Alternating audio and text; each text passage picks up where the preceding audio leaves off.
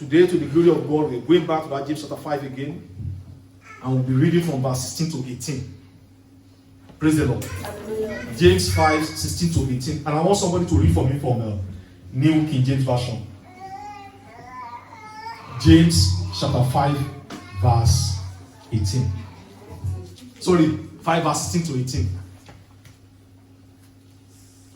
New King James Version. Yes, sir. Confess your trespasses to one another and pray for one another that you may be healed. The effective, fervent prayer of a righteous man avails much. Verse 17. Elijah was a man with a nature like ours, and he prayed earnestly that it would not rain. And it did not rain on the land for 3 years and 6 months. 18 and the last. And he prayed again, and the heaven gave rain, and the earth produced its fruits. Praise the Lord. Hallelujah. Praise the living Jesus. Hallelujah. So the title for today's message is Unveiling the Power Behind Elijah's Prayer. Praise the Lord. Hallelujah. What's the title? Unveiling the power behind Elijah's prayer. You know, James used Elijah as an example of someone with an effective prayer life. Amen. An example of a saint with a potent prayer life. Someone who has a very powerful prayer life. So that means that we need to study Elijah. Amen. What makes the man to be that powerful? That he could stop rain and he could call rain. Unveiling the power behind Elijah's prayer. Praise the Lord. Hallelujah. Praise the living Jesus. Hallelujah. The effective fervent prayer of a righteous man availeth much. Number one, who is a righteous man? Amen. We know that James made Elijah an example of a righteous man for us. Amen. But let's leave Elijah for now. Who is a righteous man? Whose prayer is that powerful? Somebody to read from Genesis 15 verse 6.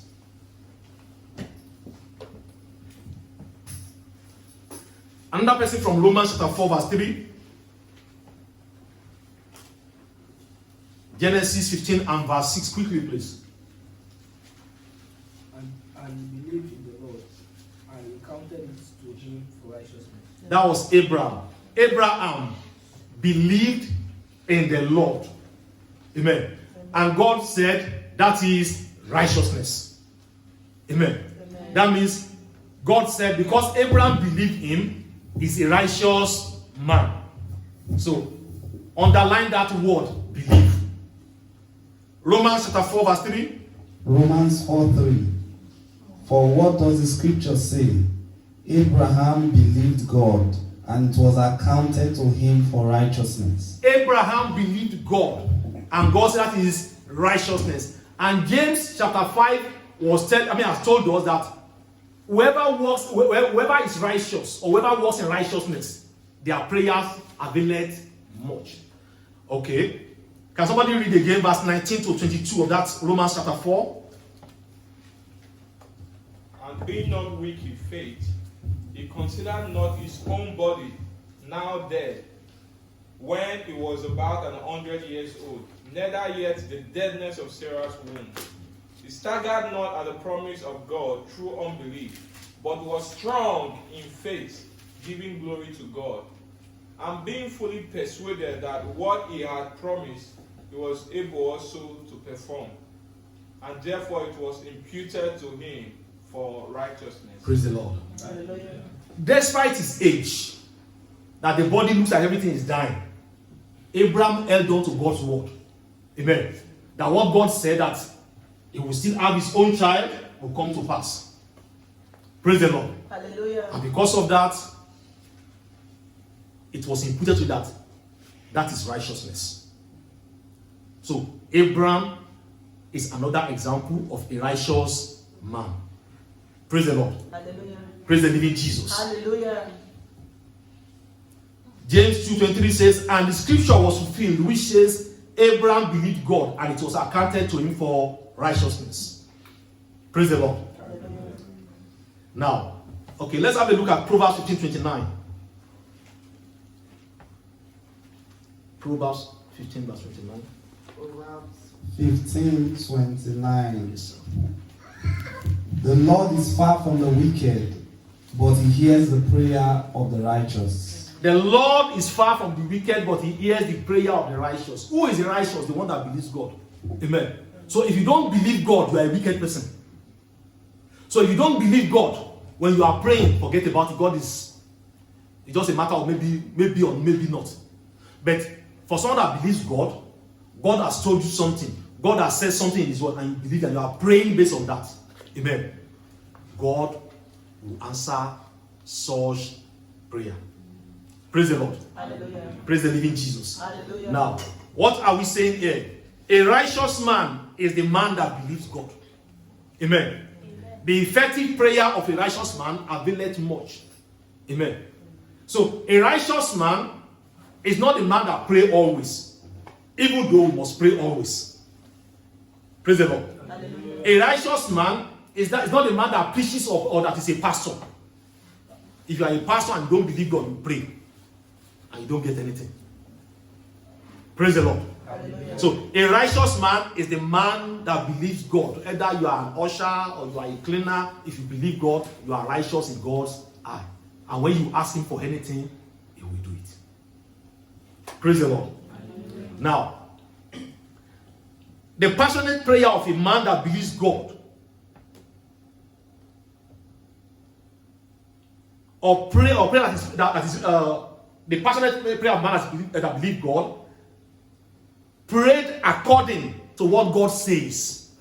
Because this belief has to do with what God says, what he tells you, what he promised. Amen. Amen. Okay. Prayed according to what God says will be answered. Amen. Amen. The passion there is not about you shouting. Amen. The passion there is about your belief. Amen.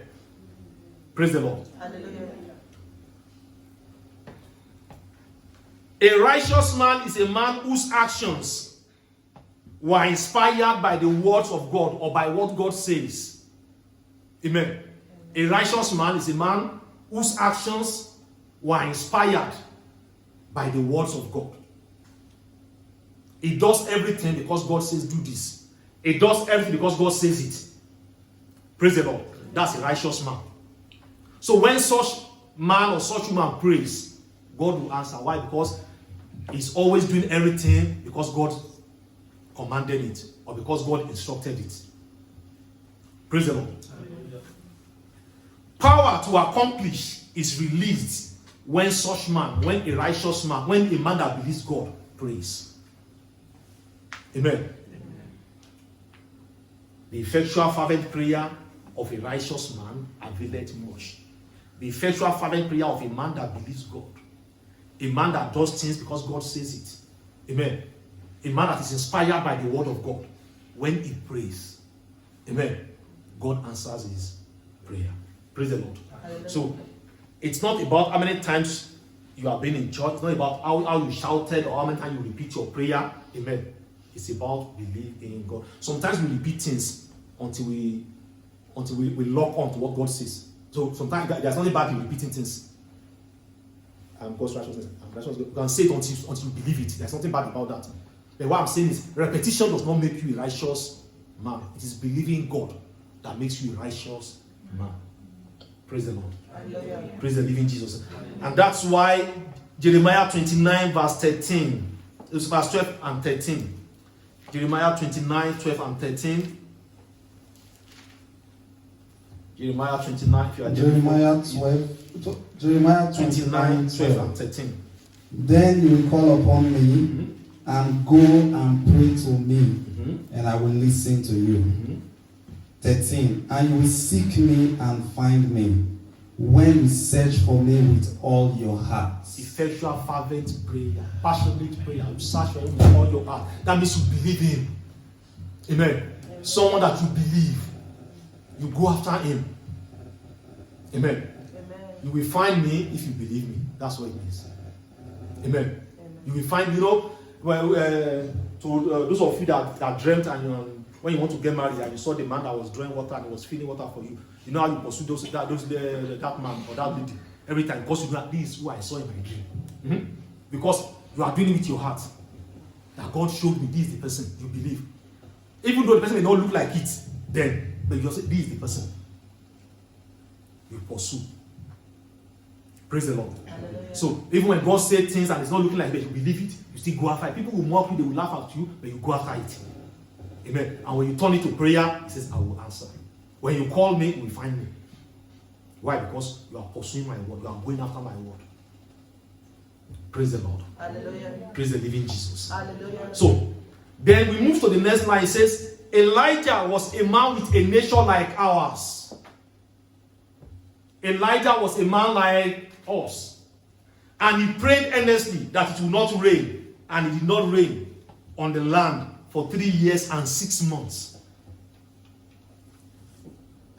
Now, using Elijah as an example of a righteous man, that he prayed and it does not rain because of his prayer.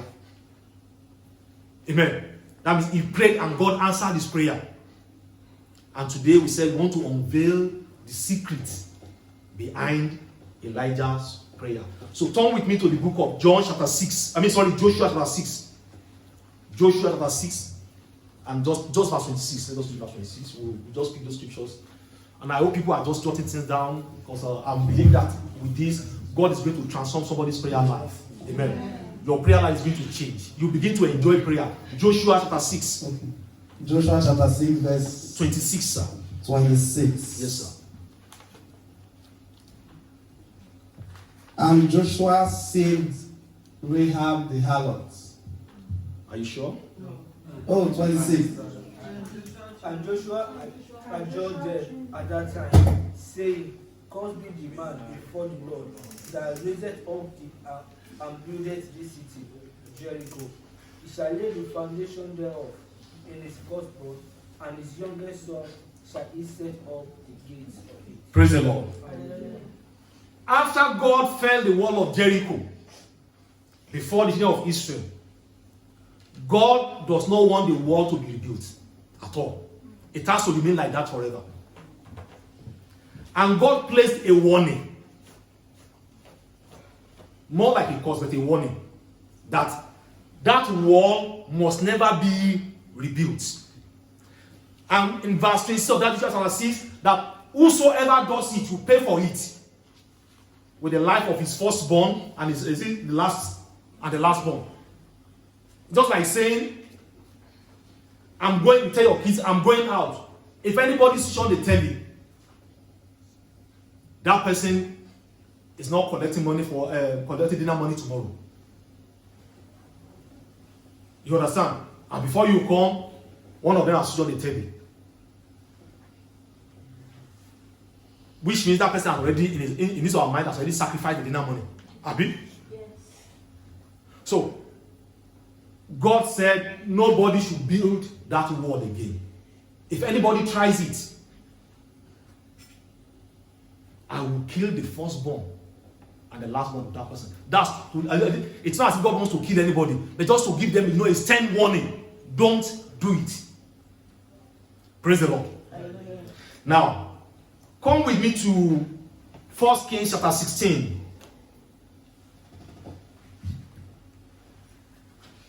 And I will read from verse 33 to 34. 1 Kings 16, 33 to 34. The Bible says, and Ahab did more to provoke the Lord God of Israel. Remember, God said the wall must not be rebuilt. Ahab did more to provoke the Lord God of Israel, to anger him, than all the kings of Israel who was before him. King Ahab came to the throne and he was doing everything to provoke God. Now, not only that, in his days, Hiel of Bethel built Jericho. Right before Ahab's eye, what God said must not be done was done. Ahab was the king, and God said, This thing must not be done. And right before, it's like, sometimes I say, it's not my business. I'm not the one doing it. As far as you are there, the consequence can affect you too. So, right before Ahab's eyes, Ahab built the wall of Jericho. He laid its foundation with Abiram. What's the name there? Yes, Abiram, his firstborn. And with his youngest, he set up his gates according to the word of the Lord, which he had spoken through Joshua, the son of Nun. So this man does not even wait for God to kill the firstborn and the lastborn. By himself, when he was going to build the wall, he slaughtered his firstborn. That means I am ready for the consequence. He spilled the blood of his firstborn to lay the foundation. And when it was time to erect the gate, again, he killed the last one, as in, that's the consequence. I've done it already. So, and God was not happy with them. Praise the Lord. Hallelujah. Now, moving to 1 Kings chapter 17, verse 1. Remember the effectual fervent prayer of a righteous man, a man that believes God. Ahab had read this instruction, this warning in the scriptures. Praise the Lord. Hallelujah. It is there for everybody to see. Amen. Everyone that worship God. All the command that God gave to Moses, Joshua, it's there. So Elijah had read it. He knew that this is the law of God. This is the standard. Now, in 1 Kings 17, verse 1, and Elijah the Tishbite, as at that time, Elijah was not a prophet. Are you with me? He has not received any call. Elijah was just a man like you and I, that is passionate about his God, that believes in the word of his God. Praise the Lord. He said to her, as the Lord God of Israel lives, before whom I stand, there shall not be dew nor rain these years, except at my word. Amen. Amen. God did not tell Elijah, go and stop rain. Are you with me? But Elijah found the word of God, what God said. And he believed that is how things should be. That's how things should be run in the city, in the country. And now here was Ahab, allowing him to do anyhow. And that angered Elijah. Amen. Amen. That this is an abomination. This is despising God. And only anger rose in Elijah that made him to go before Ahab and said, because of this thing, no more in this land. He believed so much in the word of God that if God has said this thing must not be done, why should it be done? So you think that would just be the consequence, just killing your children. Okay, no, and you came, you saw it, so therefore there will be no more rain. Praise the Lord. So Elijah was a human being like us. He was not an angel. Elijah was a righteous man, a man that knew and believed the words of God. He found what God told Joshua, where it was written. And he saw somebody despising that thing. Amen. Just like in this church now, you find somebody committing sin. And you are not happy that, but this should not be happening in our midst. This is against the prophetic work that we have. And you declare a word against it. Amen. Why? Because you are standing on what God has said as the foundation. Amen. No, you are not standing on your own anger, you are not standing on your own righteousness or your own self-righteousness, but on God's word. That this is what God said will happen. And since you have defied that, this is what will happen. That said, we shall decree it and it shall be established. That is when we are walking according to God's word. Amen. Amen. Praise the Lord. Hallelujah. So he prayed passionately. You can see that we did not say he was praying for 3 days. He just went before prayer. If you are standing on God's word, amen, you don't need too much talk. If you are standing on it and believe it, you don't need too much talk. It's just a matter of striking the right chord. And that is it. Praise the Lord. Hallelujah. His prayers were inspired by his love for God, he felt it was an insult. How can you do this? Just like when they said Joseph should come and sleep with Potiphar's wife. And he said, how can I do this wicked thing and sin against God? Amen. Elijah was in that mood too. How can you do this again? This is too much now. And that provoked that utterance, that declaration from his mouth. So it was based, or it was inspired by his love for God and the words of God. Praise the Lord. Hallelujah. Now, Elijah's earnest prayer was triggered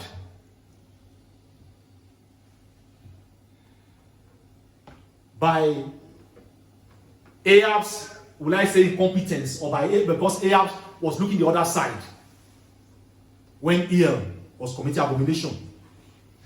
It was triggered by the disregard shown towards God by Ahab of Bethel and the indifference of Ahab. Ahab doesn't bother. To him, it's nothing. That somebody even kill your own child, to him, just after you're not killing my child, it's your child. But in the eyes of Elijah, that was an abomination. That was wrong. Praise the Lord. Hallelujah. Elijah was a strong believer in God and his words. Amen. That was why James made Elijah an example for us of a righteous man. Praise the Lord. His prayers and his actions were inspired by the word of God. So Elijah did not just pray that there will not be rain. It was because of what God had said before. Amen. Praise the Lord. That was why there was no rain. He was standing on the side of God. And every time you are praying on God's side, you are making decree on God's side. Amen. No demon can stop it. Amen. Because you are standing on God's side. Amen. You are standing with the word of God. You are walking in the word of God. You are commanding his will. Thy kingdom come, thy will be done. Ian and Ahab, they went against the will of God. And Elijah was standing on the side of the will of God. So he was able to decree things against them. That means the causeless shall not come. They've triggered something that will bring curse. And that was why that curse that Elijah placed came upon the land. Praise the Lord. Hallelujah. We're going further into 1 Kings chapter 18.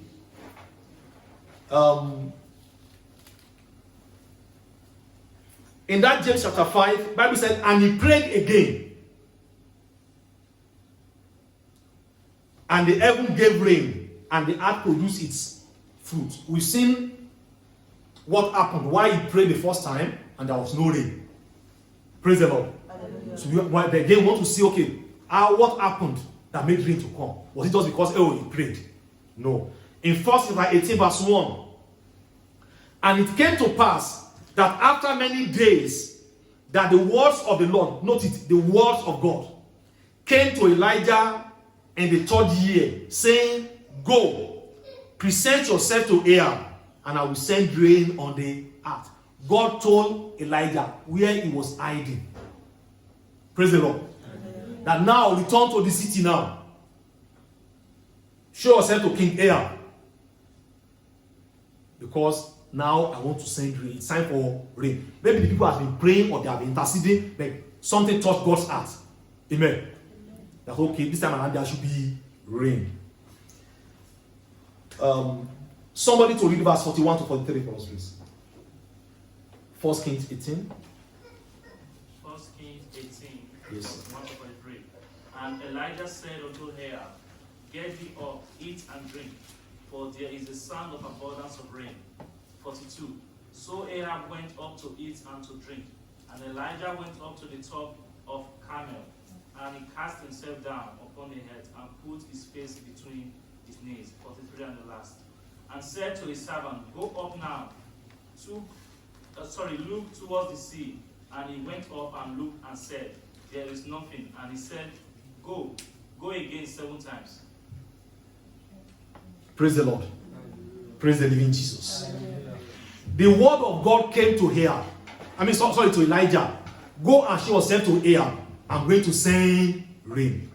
Remember, Elijah was hiding before. And he came out of his hiding. And he came to the city. And after a lot many things happened between him and the people, is in verse 41, he said to Ahab, go up, eat and drink, for there is the sound of abundance of rain. What God told him was what he was referring to as the sound. I've heard God. Amen. So in a matter of time, there will be rain. God said he's going to send rain. Which means Elijah would not have come out from hiding if not because God told him, I will send rain. Praise the Lord. So when he came out and he confronted Ahab, it was on the strength of what God told him. He's coming out, he's facing Ahab, was inspired by God's word. Remember, he had been hiding for 3 years, over 3 years, until God said, okay, I will send rain. And remember, here was a man that believed in the word of God. The first word that he found was the one that was written. And he acted like that on it. This time around, it was not a written word, it's an audible one. Amen. That brought him. The first says, people always say, I want to, how can God be talking to people? I've never heard God talking to me. If you start walking in what is written, God will start talking to you, start hearing him audibly. Amen. Where to start from this? What has been written, believe it, act on it, walk in it. When you start walking in it, then you start hearing audible instructions. Elijah started this, he's a priest, it's a major prophet. He started all that by walking according to what was written. Amen. Before he started hearing God. Praise the Lord. Amen. Praise the living Jesus. Amen. So he faced Ahab and he said, go and eat. For I heard the sound of abundance of rain. Then Ahab went to go and eat. Then Bible said Elijah went on Mount Carmel and he bowed his head, put his head between his knees. What's that? Praying position. Amen. The man was praying.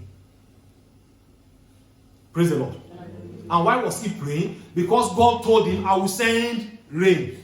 So what will he be telling God? Father, I've shown myself to Ahab. I've told him what you said. Now do what you say you will do. Honor your word. Amen. So he was praying, he was asking that, but let your will be done. You said I should come out, you send rain. Now I've told them.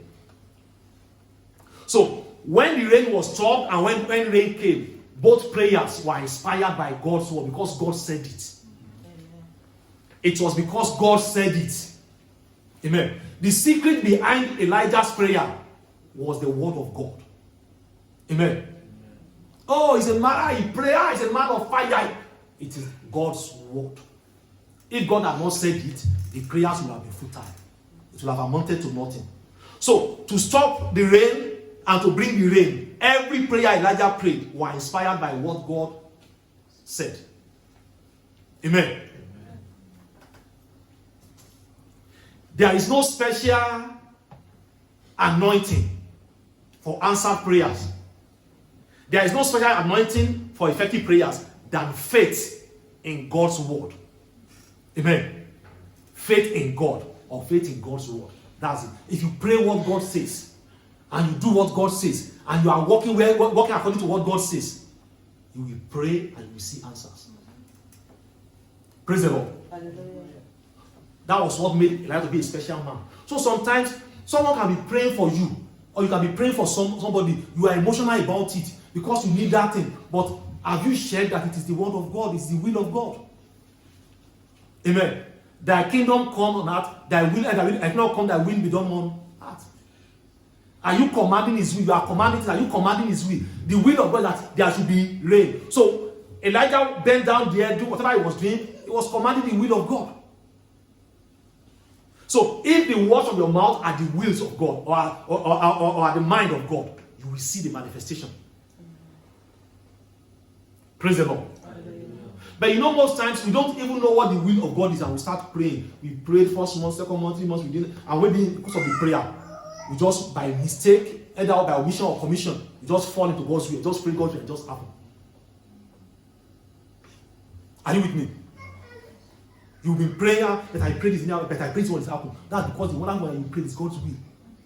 The moment you pray God's will, God is not going to waste, it's not going to hold anything back. He will do it. And that's the reason that it is important for us to find the will of God before you pray. Amen. Know the word of God. You need to know the will of God before you pray, so that you don't waste your time in prayer. You know, if you are trying to set something, I don't know how I can put it. Okay, if you put the right key in a door, you know, there is no struggle, just. But if it's the wrong key, you carry the handle, you jack it, you do everything. That's what we do in prayer, all those gymnastics. Trying to maybe that will force it in. But when it's the right key, just there a click, and that's it. So sometimes we pray many things, just be praying, and one day just, maybe because of your prayer, after like 3 hours, just get to God's will, and you just prayed it, and just feel that peace. You say, what you have learned from that is that, but what happens is morning. Why would God delay me to be up to this hour? God did not delay you. What happened is, you have been trying different keys. You have been trying different, until you get to the right key. If we have come with the right key from the beginning, you will have sensed that peace immediately. Praise the Lord. Hallelujah. Praise the living Jesus. Hallelujah. The will of God is the secret or the power behind answer prayers. Amen. You want God to answer your prayer? Pray His will. 1 John 5 verse 14 says that this is the confidence that we have in Him. Amen. That if we ask anything according to His will, what happens? He hears us. And if we know that He hears us, that means that we have received the petition. That means what we have asked has been done for us. Amen. So many times when we pray and we pray and we pray and nothing is happening, we pray for somebody and nothing is happening, somebody pray because they have not struck the will of God. Amen. So it's about, let's find out what the will of God is before we pray. And how do we do that? By romancing the word of God. If you are studying the word of God every time, when it's time for you to use that word in the place of prayer, that word will come alive in you. It will come alive. You will know that this is it. Praise the Lord. There are times that I wanted to pray for somebody that I will pray that, yes, I am going to pray so much. And I'll just get there. After I just say like 2 sentences, the fuel will just go. I won't have anything to say anymore. Why? Because I realize that I've said what is right. Any other time I just spend time now. I'm just trying to do my own bureaucracy. And there are times that I will have been praying until maybe after 30 minutes before I said, oh. So this, but if you are with the word of God, if the word of God is in you any time, you will always always know the right thing to say. And when you say it, it is settled. No demon can contend against it. All the powers in the days of Ahab, they can't bring rain until later showed up again. When he said there won't be rain, there was no rain. When he came and said that there will be rain, the rain began to fall again. Why? Because God told him he had God. Amen. The first one, God did not tell him go and stop rain, but he knew somebody has disobeyed God. So he stood on that to make that declaration. The second one, God told him, okay, oh boy, you have been angry with them, now it's enough now. I will send rain, you've done your own now. At least I will not put you to shame. And he returned. Praise the Lord. Hallelujah. In conclusion, the power or secret behind Elijah's prayer is the will of God. Or you can call it the word of God. On both occasions, Elijah prayed the will of God according to the words of God. Amen. He prayed according to the words of God, according to the will of God. He prayed the mind of God. Amen. So you and I too, when the Bible says that the effectual fervent prayer of a righteous man, if we believe God, our prayer too will avail it much. Will do a lot. Our prayer will do a lot. Will make tremendous things happen if we pray according to the word of God. Praise the Lord.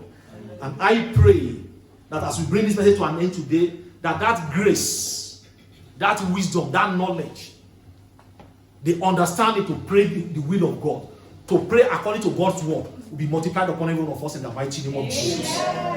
When we talk about praying the word of God, it's not just about you seeing the Bible and just quoting it. It's about you see the scripture, you meditate. I've seen people trying to quote Bible to pray, and they quote this and they are praying that. That doesn't align at all. Amen. It's about getting into the spirit of the word of God. Praise the Lord. It's about knowing that this is what God is saying here. Let that word minister to your spirit. Amen. Then you now pray from the understanding Amen. Faith comes by hearing, and hearing the word of God. You pray from the faith that you have acquired from that word of God. That is when you are praying the will of God. That's when you are praying the mind of God. And may that be your experience from now in the mighty name of Jesus. I said, may that be your experience from now in the mighty name of Jesus. Amen. And people of God, as we go into prayer these 7 days, please and please, let that be the style. Let it be the fashion. Amen. Go back to God's word. Like I said, you don't have to read the whole Bible with just 7 days because it's not even possible. But if it is one verse of the scripture, maybe the one that has been outlined in the prayer guidelines, that you can sit down with and meditate and reflect on them based on your situation, and let God use them to speak to you. Amen. And use them to pray over your situation. Amen. That way you are praying the will of God, and you will see the work of God. Amen. In the mighty name of Jesus. Amen. Father, we thank you. Lord, we bless your holy name. Shall we rise up, people of God?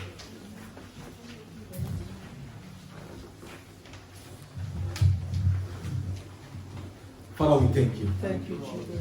Lord, we bless your holy name. Hallelujah. We return all the glory unto you, all the honor. Father, Lord, as you have revealed to us by your word the secret of an effective prayer life, we receive grace to walk in this secret in the mighty name of Jesus. Amen. We receive grace to apply this in our prayer life in the mighty name of Jesus. Amen. We receive grace to have answers, even as Elijah had answers in the mighty name of Jesus. Amen. From today, oh Lord, let the grace for effective prayer life be multiplied upon this assembly in the mighty name of Jesus. Amen. From this day, oh Lord, let there be a turnaround in our prayer life in the mighty name of Jesus. Amen. I say to you that from today, your prayer life shall no more be the same in the mighty name of Jesus. Amen. You begin to win in the place of prayer in the mighty name of Jesus. Amen. You begin to have answers in the place of prayer in the mighty name of Jesus. Amen. And God shall be glorified. Amen. In Jesus' mighty name we pray. Amen. Praise the Lord. Hallelujah. Praise the living Jesus. Hallelujah.